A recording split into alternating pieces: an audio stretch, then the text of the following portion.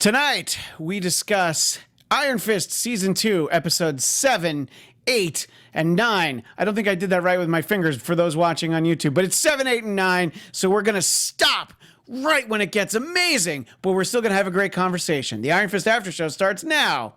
You're tuned in to AfterBuzz TV, the ESPN of TV talk. Now, let the buzz begin. Welcome to the Iron Fist After Show. Yes. I am Christian Bladt. Zia, why did I pick this song? Because of Colleen Wing. That's right. Yeah. Yes. I was glad that you realized that before we started. Zia Landerson, Zia Land, and joining us finally for the first time, Danny Royce. Hi. This is our third Iron Fist after show and our third different composition of the panel. Our last show will be Sunday at 9 Pacific, and that'll be the only show where we have all four of the actual panelists. We unite? Yeah, we will form Voltron time. at the end of that episode. But we will start off talking in this episode, and for those watching live in the chat, join us with your comments, thoughts, questions, hopes, concerns, dreams, anything and everything. Zia's going to keep an eye on all that because I just told you now. It's okay. Forgot to talk about it beforehand. In any case, so when we did our last show, Emmanuel Wright, who we were meeting for the first time, I asked him to give us kind of an overview on the show and what he thinks of it. And Zia, I think it's safe to say, Emmanuel, not a big Danny Rand fan. No. He's all for... He's Team Davos, through and through. And I was like, what about when he starts killing people? And he's like, meh. But, so... No big deal. Yeah, but so I wanted to ask you, Danny, first of all, he has the same name as you. Yes. So you should at least be partial for that. But what's your overall thoughts on Iron Fist Season 1 versus Season 2, and Danny, the way we've seen the character grow? I'm definitely Team Danny. Yeah, now we're talking. There we go. So Season 1 for me, it was okay. Mm-hmm. I know it's got a lot of backlash. Finn Jones, my boy, I was rooting for him. But, for me, it was just okay. It was something that never really, I didn't see a lot happening, I should say. But thank God that Season 2 is shorter. So the 10 episodes really went well, but they did a lot in those 10 episodes, if you would agree. And just seeing the character development was insane. Like just seeing Danny grow and realize a lot of things. Also, my girl Colleen just getting it day after day. And especially as we talk about her throughout the course of this episode. Yes, exactly. I'm excited to get into that. And then Davos is just like, man, it made me hate him. But I think overall, Season 2 definitely stepped up the game. Yeah, and we've talked a lot about this, and the fact that it's 10 episodes, I think, went a long way. I think some of these Marvel Netflix series have worked at 13 episodes, but also I would say Luke Cage Season 2 is the most recent one. That would have been great if it was 10 episodes. It was still good, but I think that a lot of times these shows will spin their wheels a little too much. So I think this worked perfectly. Who knows? Daredevil Season 3 might be 13 episodes. Considering what story they're going to tell, I think it probably deserves it. But we'll see what they end up doing in the future. But let's talk about these episodes, 7, 8, and 9, starting with Episode 7, which is called Morning of the Mindstorm. And for those who've been watching the after show know, I always like to give the little Easter egg tidbit. The title, Morning of the Mindstorm, was the title of an Iron Fist adventure from Marvel Premiere number 25, which I believe, if I do quick math, is the 10th appearance of Danny Rand, the Iron Fist. And as I always like to give shout out to, Den of Geek is the website where I get all of these tidbits from, because I don't want you to think that I'm smarter than I am, and I want to always give credit where credit is due. So, where we left off, Davos, at the end of Episode 6, had broken Danny's leg, and he's in the hospital. He gets fitted with a special Rand leg brace to speed his healing. I got a very Bruce Wayne vibe from Dark Knight Rises, but that's all right. I think it's, Danny Rand, Bruce Wayne, Oliver Queen, Tony Stark. Right. These guys have a lot in common. They're guys who like to play superhero, but have billions of dollars at their disposal as well. But as we see him use it, obviously he needs to get acclimated to it. It's nice to see that there's that kind of technology there, and we'll kind of dive into that when he starts training with Colleen. So basically, Misty is on the case, looking into the triad situation. Let's talk a little bit about sort of what happens to Danny. And I know that happened at the end of episode 6, but the fact that Davos punched his leg and broke his leg, and Danny's lucky that it didn't shatter every bone in his leg, and the fact that he's able to have the technology that can help him heal. Right. Danny, your thoughts about that first? Well, I mean, we see a different side of Danny being very vulnerable. He's in this vulnerable state, which in turn helps him see a lot of things differently.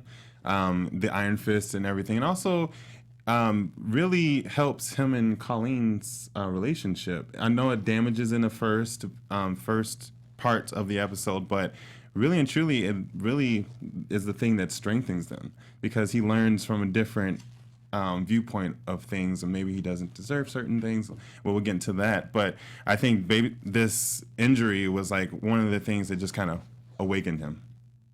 Yeah, I think it's very, I don't know, I think he definitely learns a lot from it, right. and it's sort of a very important defining moment. And sort of early in this episode as well, Joy meets up with Mary and explains this whole idea that Walker's actually trying to protect her, and Mary decides to stop taking her pills, lets Walker take over, and we see her record a video for Walker, which is very important in a little bit. So I wanted to know, as the way that the Mary character, Typhoid Mary as we know her in the comics, the way that she developed sort of up until this point, we sort of see Mary, actual Mary, not Walker, doing sort of a take charge moment here. What did you think about where we see Walker up until this point, Zia? Well, I really liked that Mary finally gave over some of the control, because I like that they have both personalities really vying to try to stay. I mean, why wouldn't you? Because when you're not there, you're essentially dead. Vying to kind of stay in the driver's seat, so to speak. And I liked that Mary kind of gave it over to Walker because she realized that she needs her. Yeah. I think that that's a very cool element that they threw in there. And also, it gives you a chance to see more Walker, which is, I like to see more Walker. She's... I would like to see more of Mary just being scared and drawing pictures. I don't know what you get out of Walker. But yeah, obviously she has this understanding that Walker in the past has protected her, which we will also get to very shortly, which was kind of a great reveal. Yes. Davos decides, and I mistakenly, and this is the problem when you watch ahead, and somebody in the comments was like, if you're going to watch the whole show, just talk about the whole show. But we needed the 4 hours to do it anyway. So I sort of jumped ahead to this idea that that Davos starts training Rhino's gang. And if you were going to start a gang, I'll ask you, Danny, because you weren't here the last time I made this point. Is there a group of people that you would less want than Rhino's gang? I mean, they seem like the worst choice to build an army. I mean, maybe because they're fairly malleable and you can get them to do what you want. Yeah. That's about it, though. I mean, yeah, that was pretty much it. I mean, they're naive. They can be told anything and believe anything. So that was pretty much it. I mean, he really pretty much got them just for being, exposable. Yeah. Disposable. And it's just kind of like, I would have gone with better choices. Yeah, I mean, hang out. I mean, look, Colleen's dojo's closed, but outside a different dojo, or I don't know, a gym. And what I said in our last episode, I said at our last episode, just a group of guys playing basketball. They're going to be better warriors than these guys, because you're like, well, at least they're fast and they're physical. But I think that what Davos is really concerned about is having an army of what we would refer to in Star Trek, an army of red shirts, people who are very disposable, and who maybe can slow down your enemy for like a couple seconds. Right. But he's also like, well, I'm the two-fisted steel serpent Iron Fist. And I don't really need an army to help me. That plays into his big head, yeah. Zia, do you think that that's a big part of it? Is he's just like, I don't really need an army, but just in case. I think it's more of an ego thing. I think that it, like you said, it kind of plays into his big head, and he needs to feel like he's doing something good and important. Right. Even though he maybe on a very deep level knows that he's not.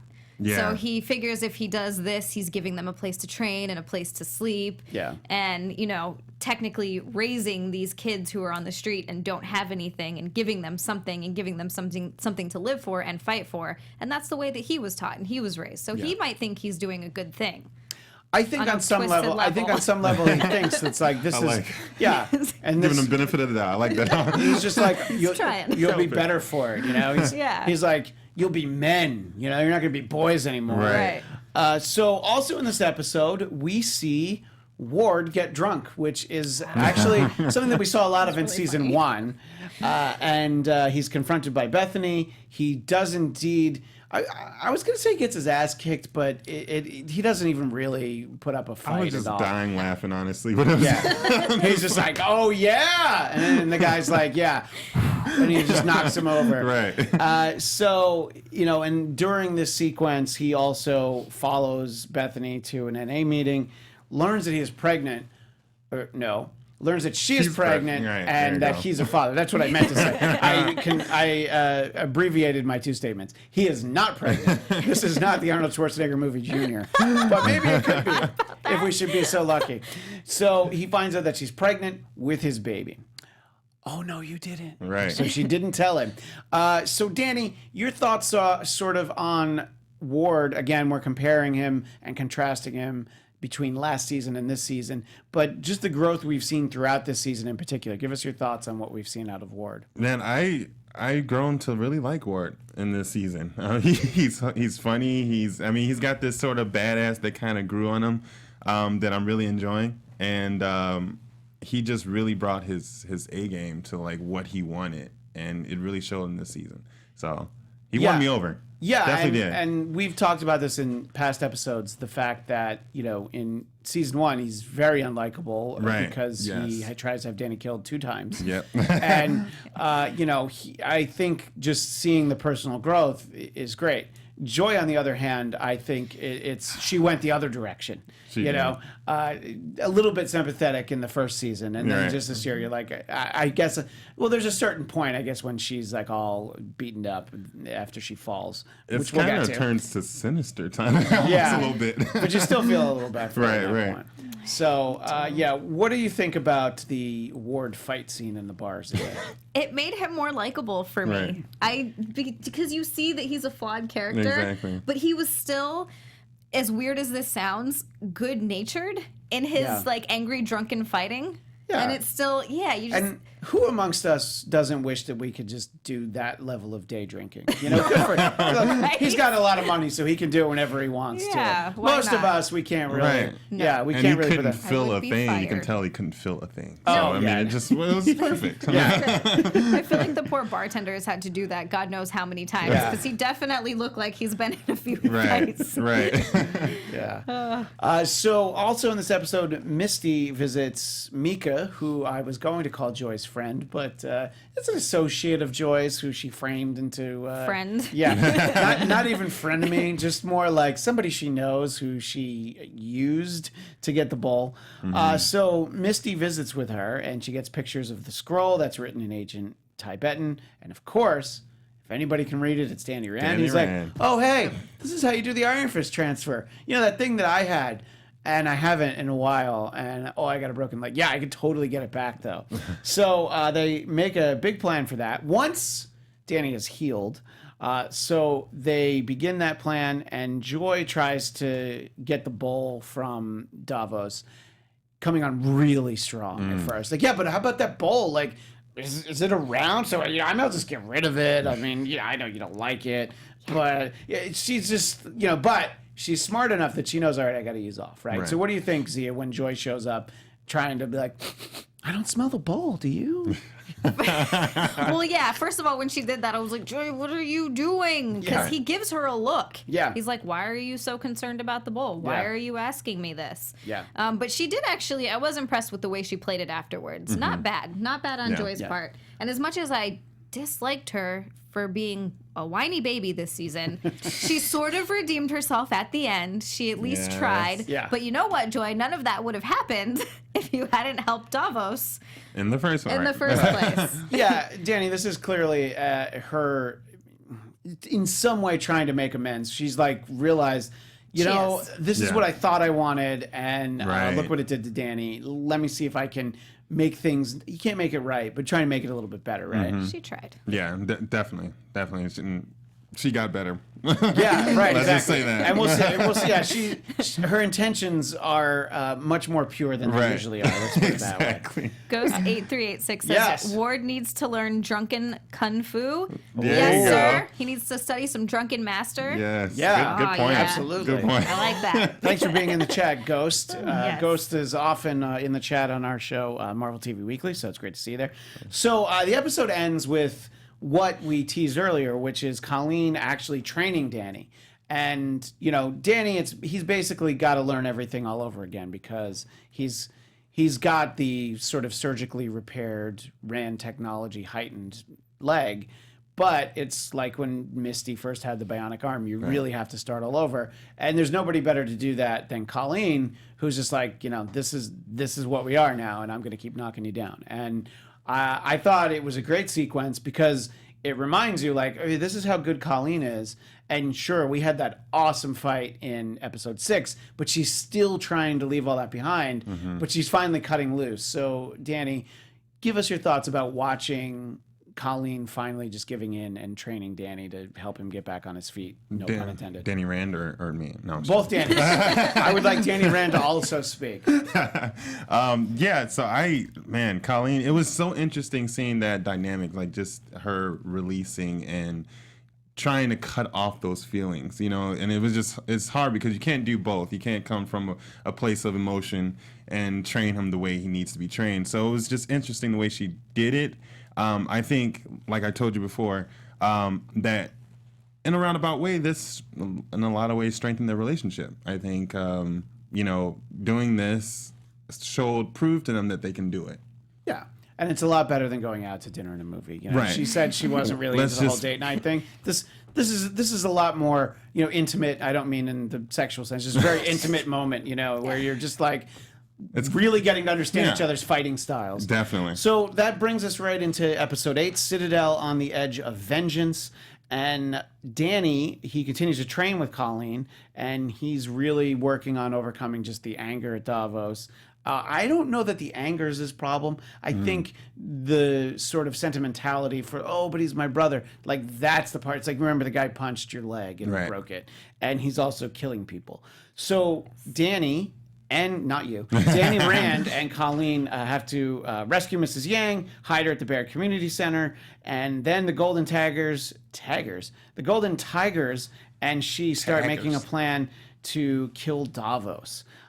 So Mrs. Yang is a really interesting character because she does have that one great moment when she stabs the guy in the eye. Favorite. But that was a favorite of Zia's. Yes. But sort of talk a little bit about Mrs. Yang, Zia. This sort of idea that she's basically running the Golden Tigers at this point, and the fact that she has Danny and Colleen to thank for her still being alive and starting to at least value their presence in some capacity. Well, that's what I love about Mrs. Yang. I love her. I think that she is a very strong leader in the sense that she can compromise and she can listen to other people. Because that's not something that a lot of leaders I've noticed, especially in shows like this, do. Right. But I like that she takes their word for things, she takes their advice, and she actually listens to them in some ways. So instead of completely making things worse, she makes things better. And she actually did unite the triads, and the Golden Dragons. And the Golden Dragons, which is no easy feat. And it definitely sort of paves the way to just worry about Davos and not all of these other things. And I just like the strength of her character as well.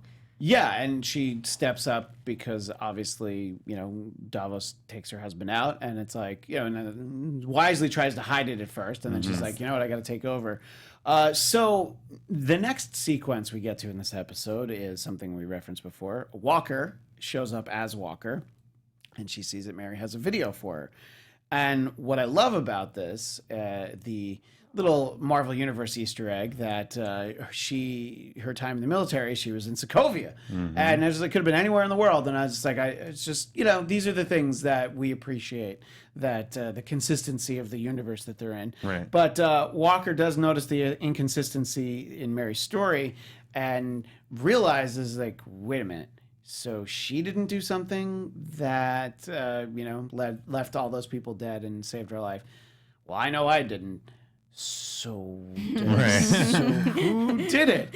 And it's kind of a cool revelation, especially. And Danny, I meant to ask you your background.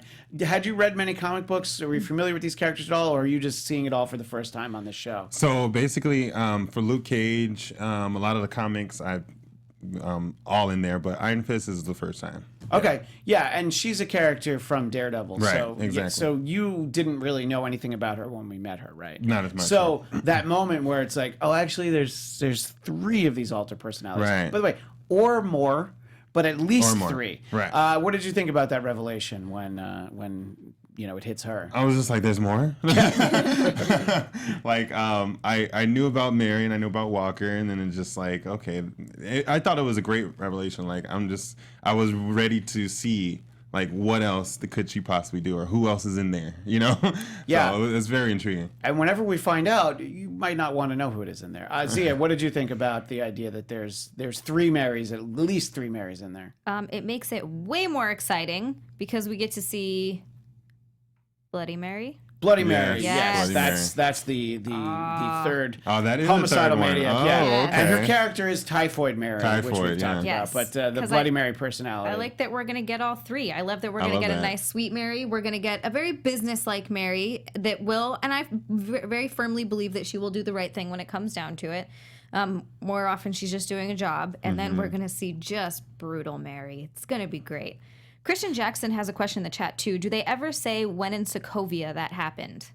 Do they? I can't remember. I don't know if they reference how many years ago it was.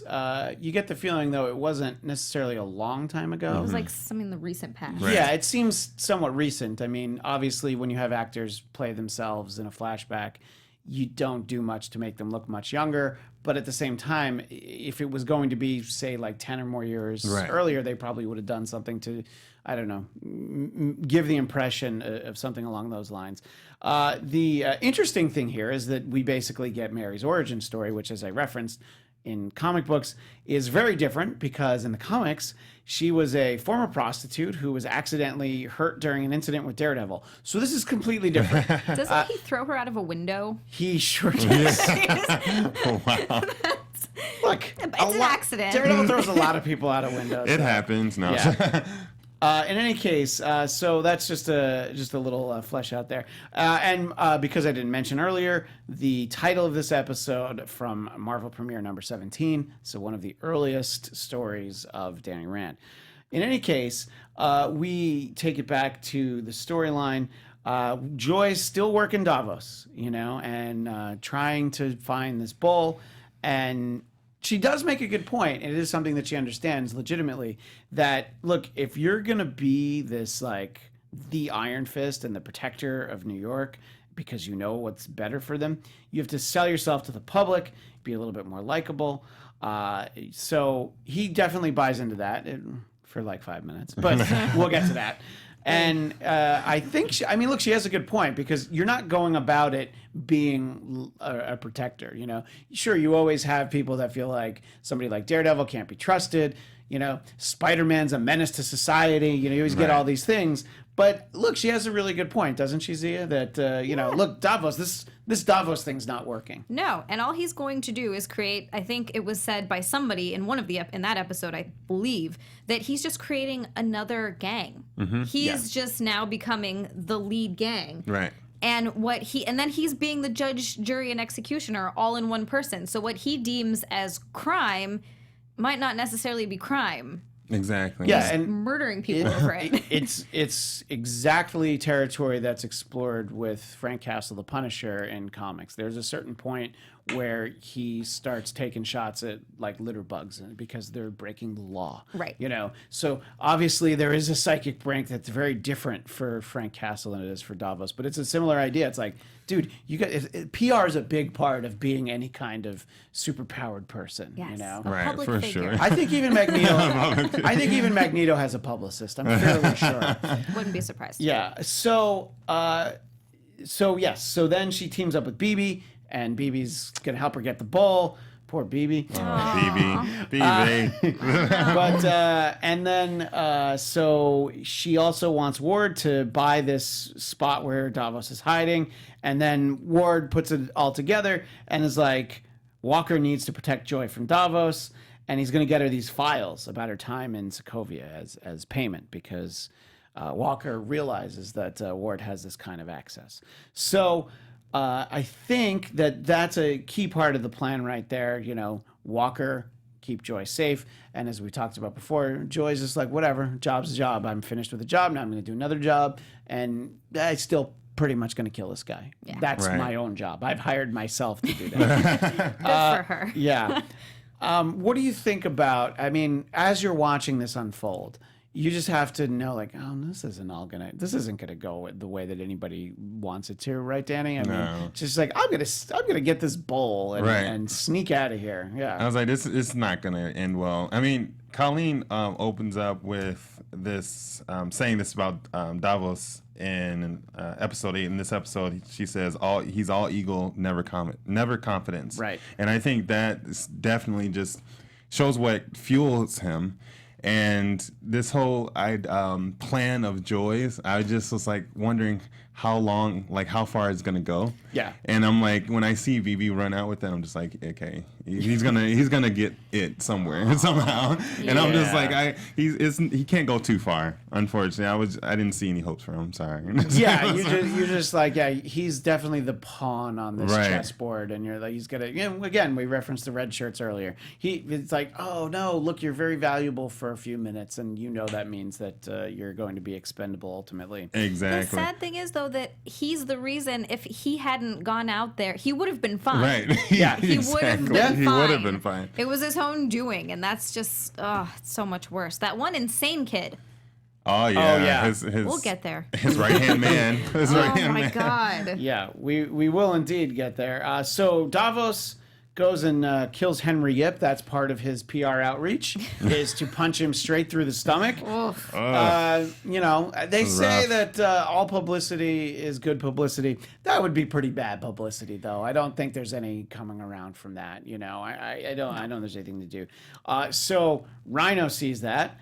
And he's like, "Oh no, I am not Team Davos anymore." And this, if Emmanuel was here, this is when I would ask him, "Are you still Team Davos at this point? You're not even leaning a little bit towards Danny at this point." And I think he's probably gonna be like, "Nah." He's still like Davos. Yeah, we gotta ask him. What in the world? Christian Jackson has a good point. He says he feels like Davos is better trained physically to be the Iron Fist, but Danny is maybe better off mentally. Mm-hmm. He at least knows that he's not stable enough to hold the fist. Right, which is a point we'll get to in a moment. And poor Rhino. That doesn't go well for him. I felt bad for him, even though he was an annoying charter. He was. He was incredibly really annoying. He was very annoying. But he does have that redeeming moment right at the end where he's like, "Oh, this is a little too late. Yeah. Too far. Definitely Too late for that. It's the same thing. It's like, oh, you shouldn't have been in that situation anyway. It's like BB. It's like you shouldn't be here. Yeah. I yelled when that happened, though. I was not expecting that. Oh, like you were like, no! I was like, no, I yelled whoa more than I was just like, whoa, we went there, okay. There are a couple of whoas. Yeah, there were. So the episode winds down with a little bit more Danny and Colleen training and actually getting into the steel cage. And this actually surprised me. Danny telling Colleen that he realized he'd become addicted to the Iron Fist. That part we knew. And that was a great moment, as we talked about in our last show, it was a great moment between Ward and Danny, just sort of like, oh, now I understand addiction. Not from that meeting, but from you talking about this thing. Right. So he'd been addicted to the Iron Fist power, and he thinks that Colleen Wing, should actually be the one to wield the Iron Fist. When Danny says that, what do you think? Danny, that's confusing. When Danny Rand says that, what did you think? I was like, whoa, that was another whoa part. That's a big whoa. And then I started to think, I'm like, she totally would be amazing in holding the Iron Fist. Like, honestly, like Danny knows that he can't really have it. He out of control with it. Not as much as Davos, and then Davos can't have it. So there can only be one other person it goes to. So I saw exactly like where they was headed. Yeah, I think it logically it made sense, but I was just surprised. Was that a whoa moment for you, Zia? Yeah. To me, it was more of a like, no. Not that I hate Colleen, and not that I think that and we'll get to, we can't talk about that yet, but if that's the case, then I'm okay with it. Yeah. Backtracking. Not that I don't like Colleen. I love Colleen. She's one of my favorite characters. But I like her character the way she is. She doesn't need it. No. You know, she's already got a great skill set. She's already very interesting. Yes, and I like her teamed up with Danny, with him as the Iron Fist, and her kind of as his voice of reason and also his support. I think that she does that really well. Right. And they can really fight side by side. And I kind of like that. And also, can he be the Iron Fist for a little while, please? There are a lot of... So let's see. There are 23 episodes of Iron Fist between the two series. The majority of which he is not the Iron Fist. Right. Now, he is the Iron Fist in season 1, but he's like heavily medicated. And he's like, oh, my chi. Nobody has worse chi than this guy. Right. So, it's like, that's kind of what you want. And really, it's like the Defenders is the only time where he gets to be the Iron Fist consistently. That's what I wanted to see. Yeah, I was hoping we would have gotten a season of that, but this is still very interesting, and this decision definitely surprises me, but logically, I don't know, it made sense. Let us know in the chat if you're watching if you are maybe you're angry about this. One of the things that people don't like, well, then we'll talk about it in a little bit, but just the idea that he doesn't want it is like, this is who you are. And I think that that's what he's trying to figure out. As we've talked about on this show in the past, you got to remember in a lot of ways he's still like this 15-year-old kid who crashed in the mountains. And I think he's just like, I'm not ready for it. And I think he even realizes that one day he will be ready for it, but he's like, this is not that day. So we will dive into episode 9, War Without End, right after this. A very important message from Zia Anderson. Hey, AfterBuzzers! Our network produces after shows for nearly all of your favorite TV shows. From dramas, reality TV, sci-fi, and more, there is no network that works harder to serve television fans. But we need your help. We're asking that you please subscribe to one or more of our YouTube channels. By subscribing to our channel, YouTube will suggest content that's tailor-made for you, and you'll help AfterBuzz continue to grow. And if you're worried about pesky notifications, don't be, because they're optional. So hit that subscribe button now for this channel and check out our other AfterBuzz YouTube channels as well. Let us know you did so in the comments and we'll thank you on air. For now, thank you for being the best fans and for helping us be the ESPN of TV Talk. And if you subscribe to this channel, you will become a subscriber to the show that Zia and I are both on Sundays, Marvel TV Weekly at 10 p.m. Pacific. Nice. Yeah, work the promotion in there. All right, so now we move into episode 9, War Without End, a title taken from Power Man and Iron Fist number 83, which is how I first got to know Luke Cage and Danny Rand teamed up as Power Man and Iron Fist. And that's really just what I want more than anything else. I want Power Man and Iron Fist. I want Heroes for Hire. I want all these things. But instead, we're going to talk about episode 9. So Davos is really starting to question Joy's loyalty, like this is the 9th episode, so 9 episodes later than he should have. I think really in the first, like when he's like, "You're not starting to waver, are you?" He probably should have tossed her out a window at that point. He should have done what Daredevil did to Hooker Typhoid Mary and just tossed her out a window. But who's loving that is Chen Wu, who we haven't talked nearly enough about, and he just sort of fell into this right-hand man because he was just trying to not get killed, and then he realizes like, I kind of like this whole being his guy. Talk a little bit about Davos's realization and also Chen Wu, Danny. So Chen Wu is an interesting character. We saw him starting to doubt Davos's leadership back in episode 6. And you can just tell like the fear in his face. Like he was just like, "Hey, am I doing the right thing?" But he was just protecting his butt, And so we saw him grow into this character where he's starting to believe everything that Davos is saying. And it's weird because he's out there in the forefront with him. He knows that he's doing all these terrible things, and it's not really the way that the route anyone should take. But I just thought it was interesting to see that change with him. And now, like, even with Joy that we saw, he wouldn't even help a dog, give a dog a bone. Like, really? Yeah. So Davos is like really just taking control over Chen. He's interesting. Right. So Davos basically ends up figuring out, oh, Joy, I should have done this a while ago. And he doesn't throw her through a window, but he does push her off of a balcony. Nice. And there's a moment where I think we think she's dead, but I was just like, I don't think she's going to get pushed in that way. And, I think that they did that that was very calculated. I'm like, I bet we haven't seen the last of her. No. So that was a long time coming, and on some level, she did get what she deserved for dancing with the devil, as they say. But I actually thought she was gonna get punched in the stomach. I was waiting for it, but that's his thing. Yeah, yes. I was like, oh god. You're like, well, that's better. She could maybe survive that. Yeah. So Colleen is still really trying to process this whole idea that Danny thinks that she should take the Iron Fist. And there's obviously so many complications that come from that. But Misty actually says, hey, I found the owner of this box, which is something that they focused on a little bit in the early episodes of the season. But and the owner of the box told a story about a pirate queen, a story only Colleen's mother knew.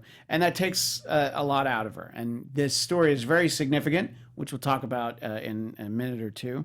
But just sort of chronologically going through the episode, Danny and Colleen get some police support, and they fight off Davos and his students, and they capture him, but not before poor BB. Oh, this is when he gets stabbed. Yeah. Is that still a tough one for you to process? Yes, because he shouldn't have gone out there. I knew as soon as he walks out, because he's like, that's my crew. Right. I'm like, your crew's insane. Right. Well, that one kid. Yeah, and your crew's already one guy shorter, so you should really think about, one guy in your crew killed another guy in your crew, so it's probably not what you want. I was just like, why? I was just like the whole time, like, why are you out there? Are you stupid? But what this does is it really affects Colleen because of the fact that, BB was, such a valuable source of information. And she also really helped Danny's cause by getting the bowl. So she does decide that she's like, well, you know what? I am going to be the Iron Fist. What do you think about that? So Misty goes to Davos, excuse me, trying to get through these last few minutes here.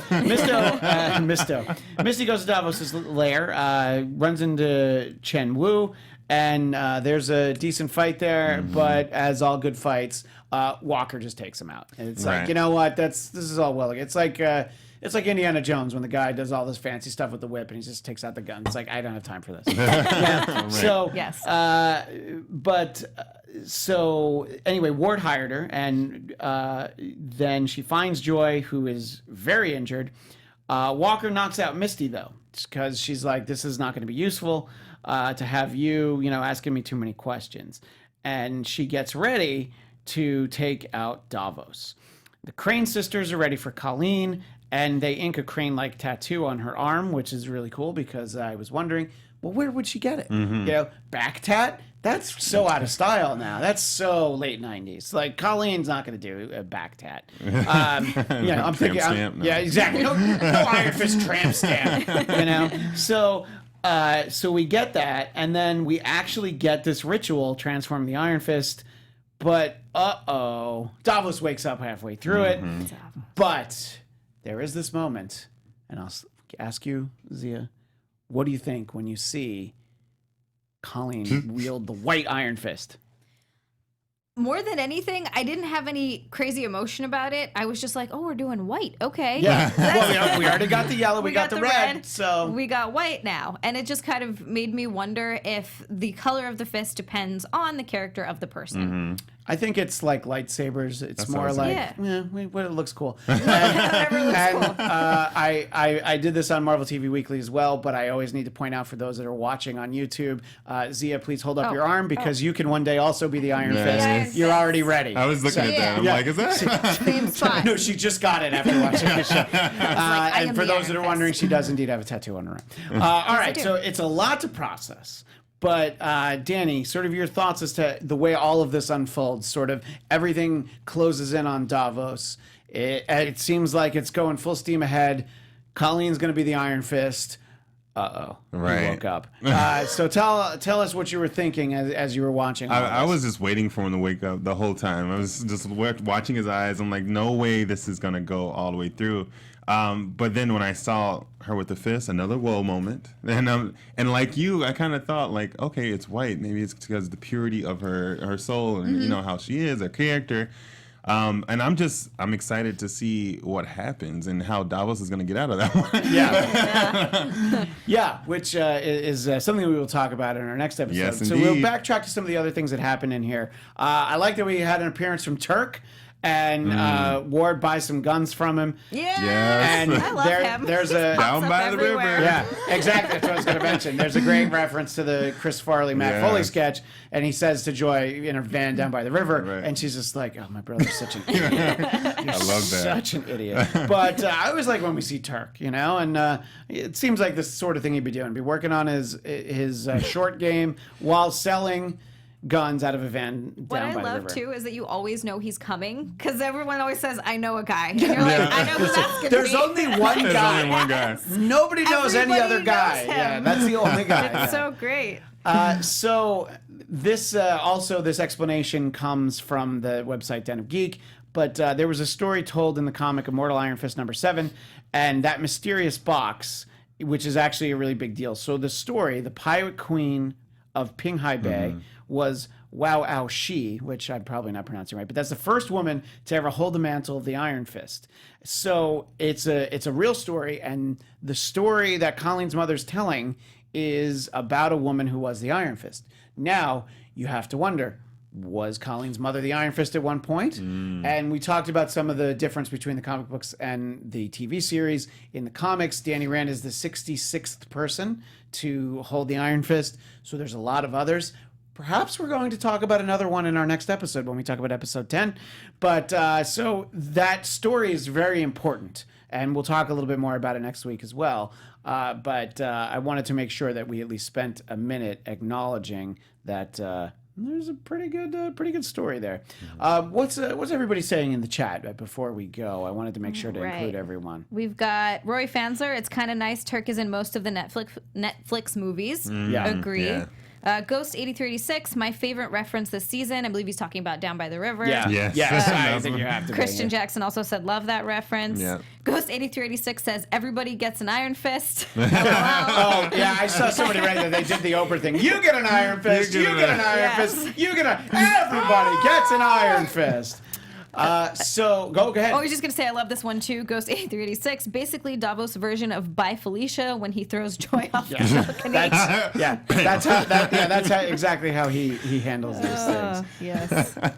So we're not going to talk about episode 10, but we will talk about it Sunday at 9 p.m. Pacific. That's midnight Eastern, so stay up late. But as you were watching this, did you immediately watch the next episode? Because I did. But yeah, of course. And that turned it into like, I'm going to go to bed at midnight to, oh no, I'm staying up until 1 in the morning. Right. Yeah, I don't know. And I talked about how it was very hard for me to not watch it all that first weekend because of this show. I was like, oh, I'll just watch 4, and then I was like, Right. no, I got, especially once it really gets going. Yeah. You're like, no, I need to see all of this. Exactly. But anybody in the chat who stopped after this episode, please let us know what was so important that you couldn't keep going. Sleep is not a good answer. Right. So just we only have 2 minutes, but just an overall feeling before we head into the last episode. I mean, what really stood out for you? Because obviously when we talk about the last episode, there's some very defining moments that we're going to really focus on. But up until this point, is it that moment when Colleen has the iron fist? Just pick one thing that you think about from these first 9 episodes. Danny, I'll ask you first. Something that just really stood out. Wow.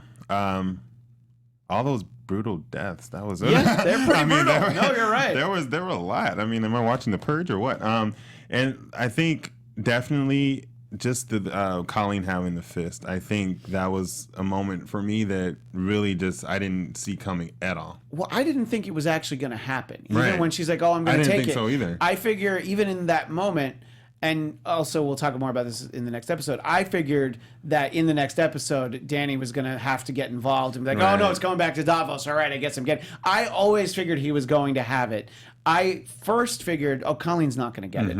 As soon as she said she wanted it, I'm like, oh, she's not going to get it. No. Yeah, Danny's going to have to take it for some reason. That's what I thought too. Yeah. Right. Yeah. And so was that a defining moment for you, or is there something that that really stood out for the course of these first 9 episodes of season 2? Well, it's funny. Right before you said it, I literally thought the brutal murders. That was a big standout. They're brutal, yeah. Yeah. Another big one was Ward getting someone knocked up. Yeah. That's more character Because if development anybody'd be a than good anything. dad, anybody who has good parental Right. instincts, learned from a great Learned dad from a himself, great- yes. it would be Oh. Ward. All right. Well, thanks to everybody in the chat and everybody just watching in general. If you're watching the archive version, please leave a comment and we will include it in our next show, which, as I mentioned, will be Sunday at 9 Pacific. Until then, you can follow me on Twitter and Instagram at ChristianDMZ. Zia, where do people find you? You can find me on Twitter and Instagram as well at Zia_land. It's spelled XIA_land. And Danny. You can find me everywhere at I am Danny Royce. And that's I-A-M, not Yes, I am like I-A-M. instant messenger. Yes. Yes. All right. He is Danny Royce. I am Christian Bladt. She is Zia Anderson. And Tony B. Tony _ in the booth.